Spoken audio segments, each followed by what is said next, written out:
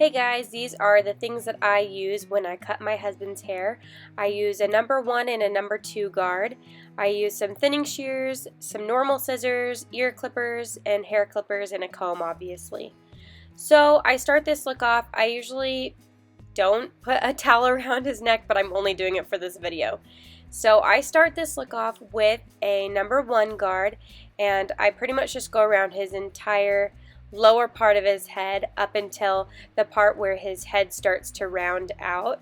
So I go on the back of his head, I go on the sides of his head, and that's about it. I just bring it up to where the head is about to start rounding out, if that makes sense. I like to run the clippers over his head as many times as I can, just because there's always random long hairs, and he's got such thick hair that the clippers tend to sometimes miss him, so I have to go over his head a million times until it will get all of the hairs. So as you can see, like I said before, I'm just going on the sides of his head and just bringing that up until I can tell where his head is starting to round.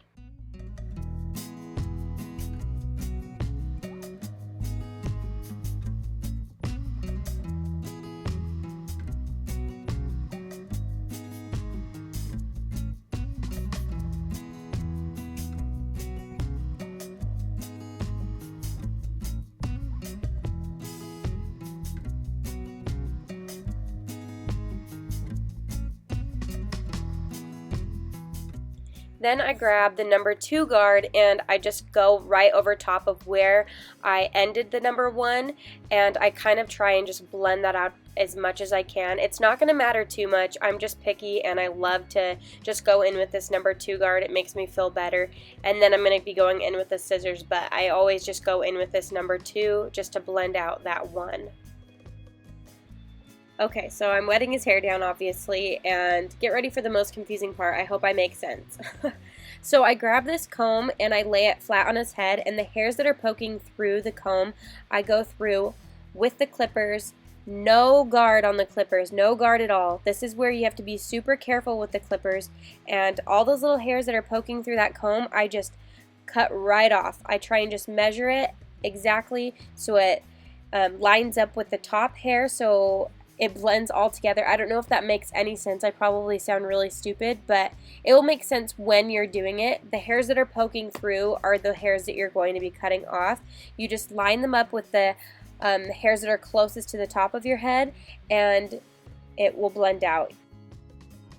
Also, this is the most tedious part, so you just kind of spend a lot of time on this part, perfecting everything, blending everything together. This part took me about 10 to 12 minutes to, blend everything out, because you want it to not look so harsh.